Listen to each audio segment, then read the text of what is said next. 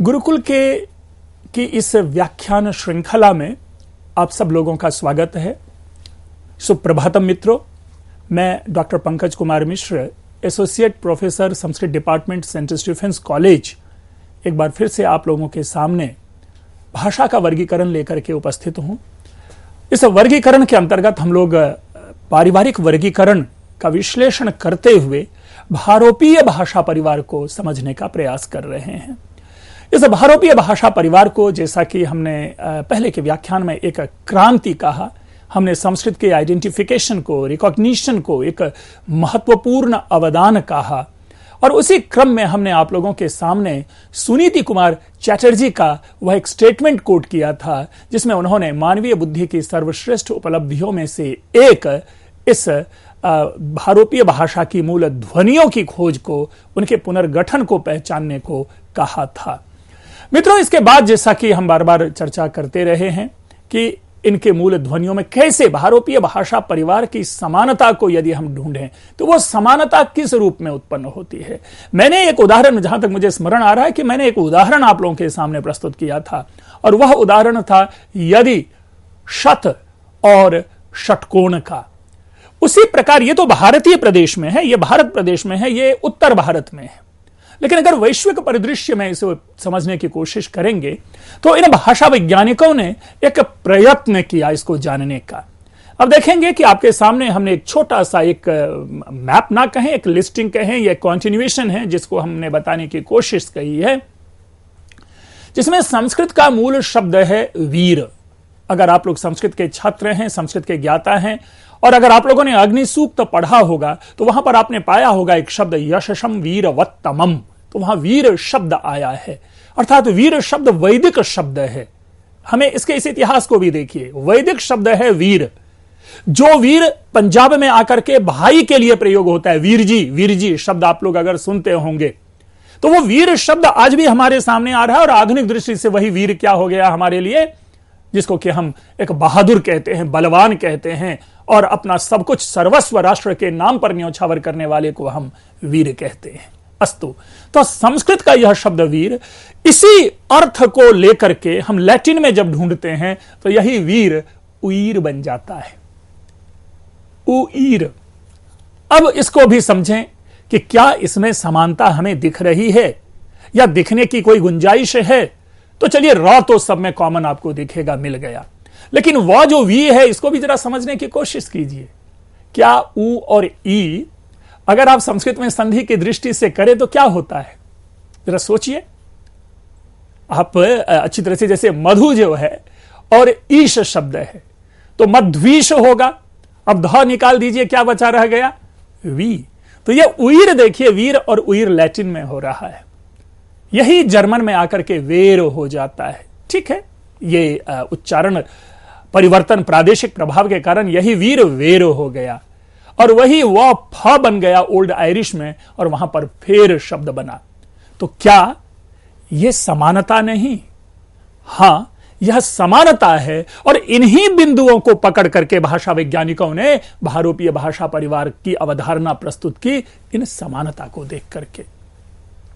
और इसके मूल में उन्होंने कहा कि यह वीरोस। अब देखिए, यह मूल वीरोस शब्द, और यह वीरोस क्या बना, यह वीरोस का अर्थ होता है मनुष्य, है ना, और भारतीय बोलने वाली जनजाति को वीरोस कहा गया, यानी मनुष्य कहा गया। और देखिए इसकी एक समानता, एक इसीलिए मैंने टाइटल दिया कि एक प्रयत्न, अर्थात प्रारंभ के भाषा वैज्ञानिकों ने यह एक प्रयत्न किया दो चार कुछ संस्कृत के साथ को दो चार यूरोपियन भाषा पर दृष्टिपात करने के लिए।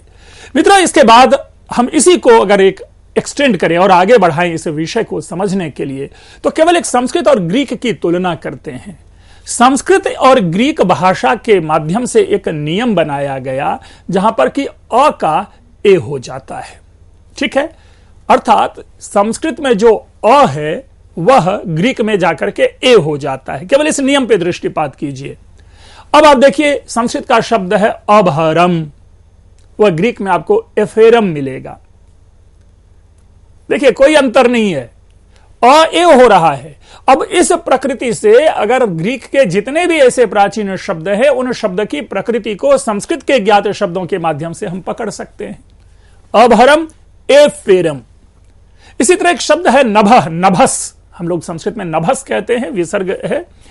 अब ये नभ में क्या है, न में क्या है, अ है, ठीक है। अगर आप दृष्टिपात करें नभः के न में कौन सा स्वर है, अ स्वर। हमारे पास नियम क्या है कि अ का ए बनता है, तो न में अगर न के अ को अगर हम ए बना दें तो ना क्या हो जाएगा, ने। देखिए क्या शब्द आ रहा है, नेफोस। अब ये भ और फ, भ भी फ में कन्वर्ट हो रहा है। मैंने अभी इसको भी नियम बना करके नहीं प्रस्तुत किया है, हमने केवल नियम कंसंट्रेट किया है केवल स्वर वर्ण पे। लेकिन अगर समानता की दृष्टि से देखें तो यहां इन दोनों शब्दों के आधार पर यह भी नियम बनाया जाएगा कि संस्कृत का जो भ है वो ग्रीक में फ हो जाता है। और अब देखिए अभरम।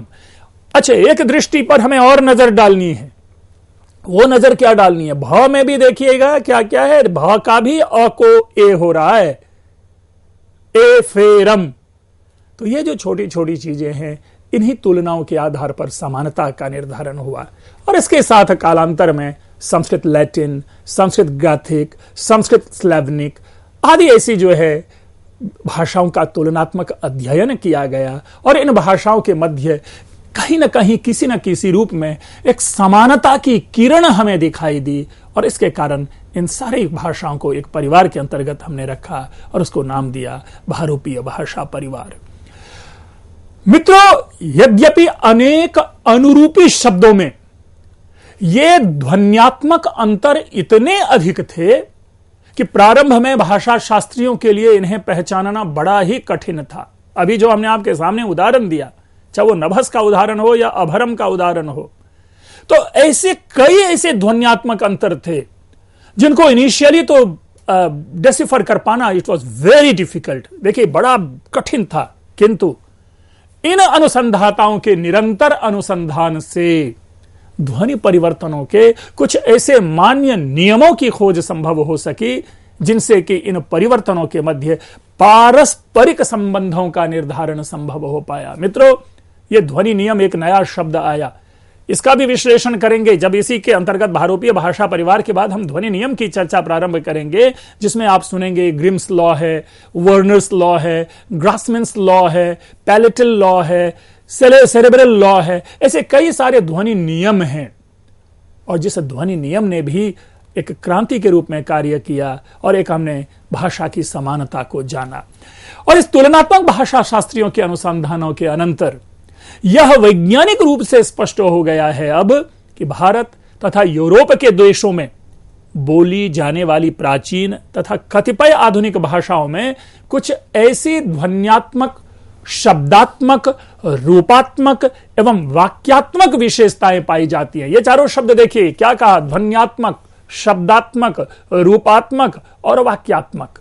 अभी देखिए ध्वनि भ फ हो रहा है, शब्दात्मक नभस जो है नेफोस हो रहा है, रूपात्मक इसी का जब हम रूप लेंगे, जब इसका हम प्रीपोजिशनल यूज करेंगे तो उसमें परिवर्तन आ जाएगा। और वाक्यात्मक जैसे कि मैंने शुरू में ही बताया कि अगर उत्तर भारत की भाषा है तो वाक्य की दृष्टि से उसमें एक हम साम्य पाते हैं।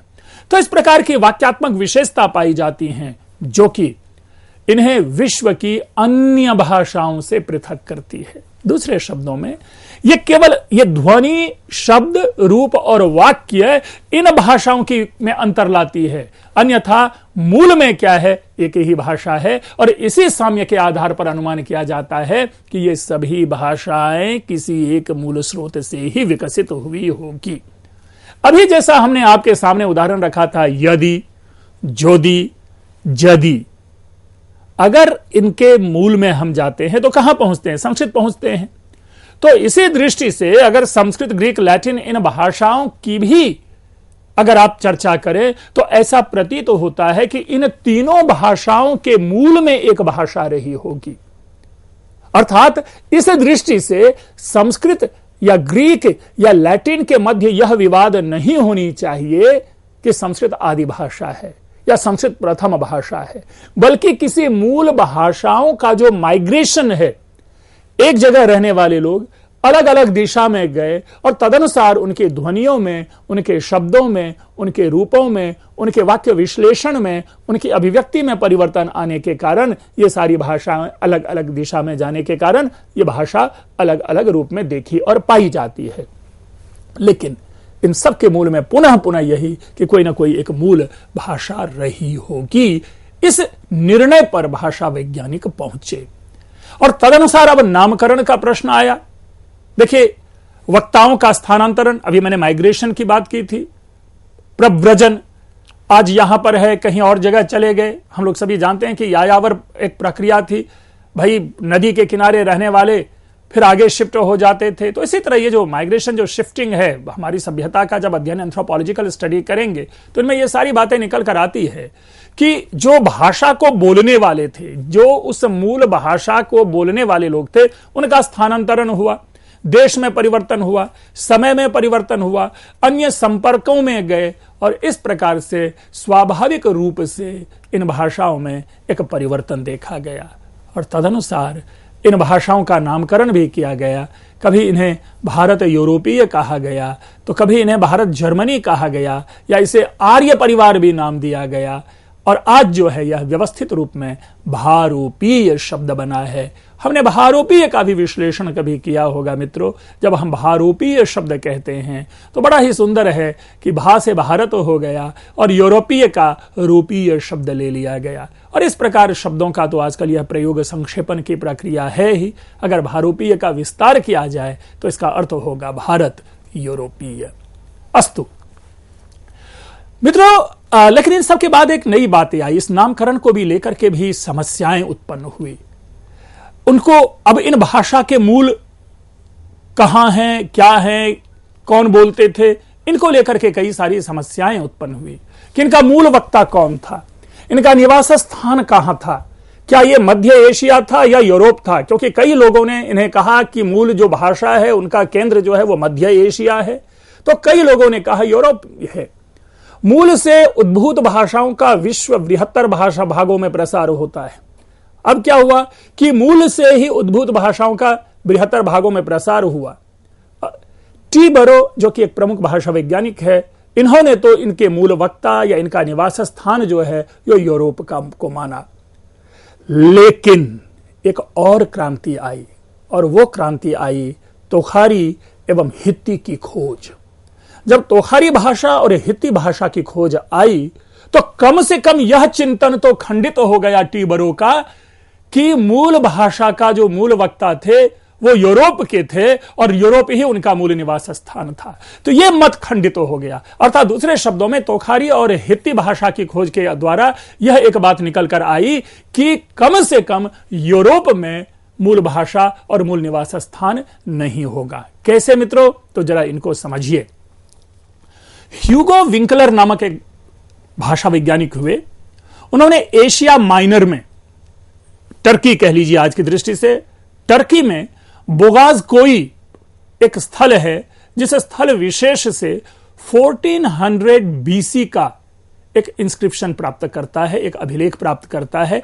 उसको इंस्क्रिप्शन अभिलेख ना कहें, एक संधि पत्र प्राप्त करता है। और यह संधि मितन्नी और हित्ती इन दोनों के मध्य की संधि है।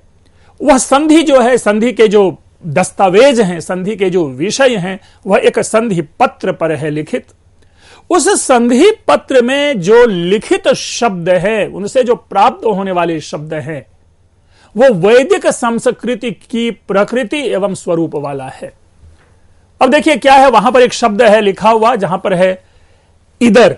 देखिए ई द र, बेबीलोनियन लिपि में यह लिखा हुआ है, जरा कंसंट्रेट कीजिएगा। ई द र, फिर शब्द है मी इत त र, फिर है उ रु व न, और ना स अ त ती य। हमने केवल इतने शब्द मात्र को लिया है क्योंकि यह हमारे लिए एक रोचक विषय है और इसके माध्यम से समझना जरूरी है। इस संधि पत्र के ऊपर अब इन शब्दों को जरा गौर से फरमाइए मित्रों। इधर इंदर, इधर इंदर, और इंदर इंद्र। इधर देखिए क्या है, इधर शब्द क्या बना, इंद्र। अब आइए मी ई त त र, यानी मित्र, क्या बन रहा है, क्या मित्र शब्द के नजदीक है।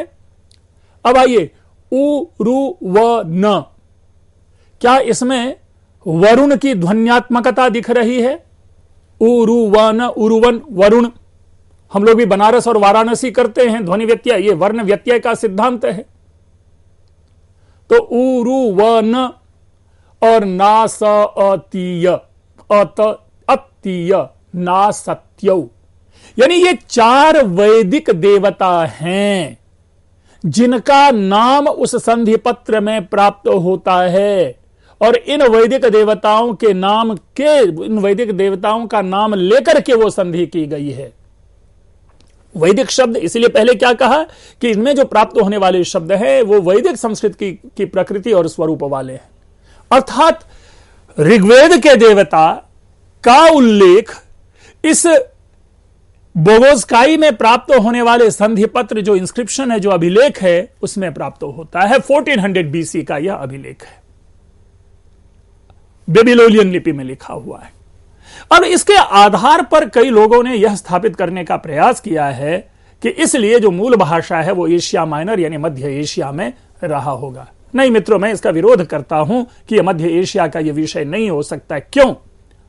क्योंकि मूल शब्द में विकार होता है। इधर से इंदर तक नहीं पहुंचा जा सकता, मित तरह से मित्र तक नहीं पहुंचा जा सकता, उरु व न से वरुण तक नहीं पहुंचा जा सकता, न स अत तीय से वहां नहीं पहुंचा जा सकता। बट हम इंद्र से इधर तक पहुंच सकते हैं, हम मित्र से मित तर तक पहुंच सकते हैं, हम वरुण से उरु व न तक पहुंच सकते हैं, और हम ना सत्यव से ना स अतीय तक पहुंच सकते हैं। दूसरे शब्दों में इन देवताओं से, इस संधि पत्र से अति प्राचीन ये वैदिक देवता थे, यह मैं स्थापित करना चाहता हूं।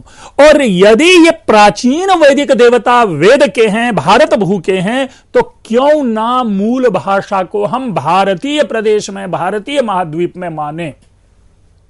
क्योंकि मैंने पुनः कहा कि इधर से इंदर नहीं पहुंचेंगे, पहुंच बनेगा भाषा वैज्ञानिक दृष्टि से, लेकिन इंद्र से इंदर और इधर बनता है। आज भी देखेंगे कि हम जब पंजाब प्रदेश के हमारे कई सारे ऐसे मित्र हैं जिनका नाम इंद्र होता है, लेकिन वो लिखते हैं इंदर, है ना।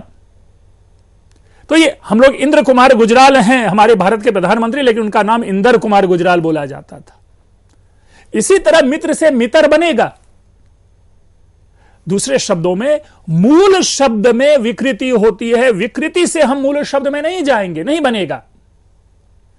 तो इसलिए इन चारों वैदिक देवताओं का विश्लेषण, वर्गीकरण, प्रस्तुतिकरण एक आराध्य के रूप में या एक साक्षी के रूप में यदि उस संधि पत्र में उल्लेख होता है, तो इनसे पूर्व वैदिक सभ्यता, वैदिक भाषा हमारे यहां विद्यमान थी। इन दैट सेंस 1400 बीसी से पहले आवश्यक रूप में वेद, ऋग्वेद अपनी पूर्ण सत्ता में होगी, और तदनुसार जो मैक्स मूलर का जो 1500 बीसी वाला सिद्धांत है वह भी खंडित होता है। यहां पर देखिए कितना बड़ा जो संस्कृत के साथ, जो संस्कृत के इतिहास के साथ एक खास विचारधारा के लोगों ने जिस प्रकार इनको किया है, वह चिंता का विषय है। यह चिंत्य है, दुश्चिंत्य है कि किस प्रकार ऋग्वेद को केवल 1500 बीसी तक सिमटा करके रख दिया गया है। लेकिन ये ऐसे चिंतकों के लिए आई ओपनर का काम कर रहा है जो कि इस पर दृष्टिपात करें और इस निष्कर्ष पे पहुंचे, इस निर्णय पे पहुंचे कि नहीं, 1400 ईस्वी पूर्व से बहुत पहले वैदिक देवता की प्रतिष्ठा बन चुकी थी। क्यों? क्योंकि आज की उत्पत्ति की यात्रा भले ही हम व्हाट्सएप से एक क्षण में अमेरिका के लोगों के साथ कर लें, लेकिन प्राचीन काल में किसी भी अवधारणा को किसी भिन्न देश में पहुंचने के लिए कुछ समय लगता था।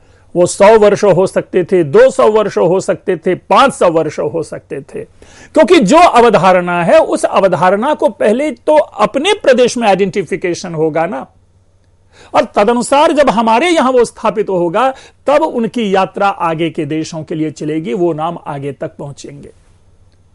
इसीलिए यह कहना कि एशिया माइनर कदाचित मूल भाषा का स्थान रहा है, तो मैं मानता हूं कि इस पर पुनः दृष्टि डालने की आवश्यकता है। कदाचित यह मूल भाषा भारतीय उपमहाद्वीप में तो नहीं, मैं व्यक्तिगत ऐसा मानता हूं कि यह मूल भाषा भारतीय उपमहाद्वीप की थी और वो वैदिक संस्कृत का पूर्व रूप होगा। वही वैदिक संस्कृत का पूर्व रूप मूल संस्कृत में परिवर्तित होता है, ग्रीक में परिवर्तित होता है, लैटिन में परिवर्तित होता है। इस प्रकार वैदिक भाषा के पूर्व के उस मूल भाषा से 3 प्रमुख भाषाएं बनती हैं और उन 3 भाषाओं से अन्य भाषा की यात्रा प्रकट होती है। और तदनुसार अगर उस मूल भाषा को हम जाने, पकड़ें, तो उस आधार पर हम कहते हैं कि संस्कृत प्रथम भाषा है। मित्रों, मैं समझता हूं कि ये बड़ा ही महत्वपूर्ण विषय है समझने के लिए। तो इस तरह से हमने इस भारोपीय भाषा परिवार की उस समग्र विशेषता को जाना। एक चीज और मित्रों, जब आप लोग ऋग्वेद का काल या ऋग्वेद का इतिहास पढ़ते हैं तो उसमें कई सारे तर्क स्थापित किए जाते हैं और उन तर्कों को विश्लेषण में लाने के समय में इसका भी हम लोग एक प्रमाण के रूप में लेते हैं कि 1500 ईस्वी पूर्व से आवश्यक रूप में ऋग्वेद का पूर्ण निर्माण हो चुका होगा।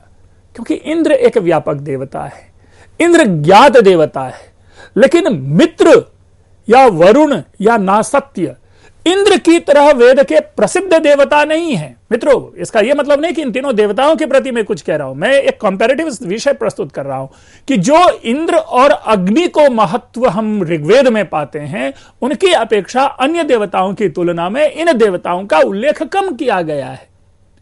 लेकिन अगर इन देवताओं की वह प्रसिद्धि, वह प्रतिष्ठा अगर एशिया माइनर पहुंचती है, अगर बोगोजकाई के संधि पत्र में देखा जाता है, जो मितन्नी और हित्ती प्रजाति के 2 योद्धाओं के मध्य युद्ध के समय संधि के रूप में संधि पत्र पे लिखित होता है, तो यह दर्शाता है कि यह ऋग्वेद इससे कितना प्राचीन रहा होगा। यह मेरा मूल यहां पर फोकस आपके सामने इस विषय को प्रस्तुत करना है। तो मित्रों, ये जो चीजें हैं एक बड़ी अच्छी एक सुंदर विषय है। इसलिए जो मैंने पहले कहा कि तोखारी और हित्ती, क्यों? क्योंकि ये बेबीलोनियन जो लिपि में लिखा जाने वाला है, ये इसे हित्ती, जैसा भी देखा कि आपने हित्ती जनजाति के लोगों के बीच संधि है, तो ये बात प्रकट होती है। और जो टी बरो ने उल्लेख किया था कि यूरोप, उसका तो खंडन होता ही होता है इससे, लेकिन इसकी प्रक्रिया के माध्यम से हम अन्य भाषा वैज्ञानिकों के उस चिंतन को भी खंडित कर पाने में समर्थ हो रहे हैं, जिसने यह स्थापित करने का प्रयास किया कि मूल भाषा कहीं ना कहीं मध्य एशिया में रही होगी। वह मूल भाषा कदाचित भारत में रही होगी। इस पर पुनर्विश्लेषण की आवश्यकता है, पुनर्अनुसंधान की आवश्यकता है और पुनः एक व्यापक दृष्टि अपनाने की आवश्यकता है।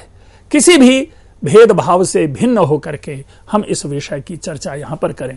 तो ये एक हमने मित्रों आपके सामने एक पूर्ण रूप से भारोपीय भाषा परिवार का एक पिक्चर, एक चित्र प्रस्तुत किया, जिसके माध्यम से हम उस भारोपीय में कौन कौन सी भाषा आती है, किन किन भाषाओं का विश्लेषण होता है, उनका प्रादेशिक विस्तार कितना है, उनका इतिहास क्या रहा है, उनके नामकरण का कारण क्या रहा है, इन सारे विषयों को जाना।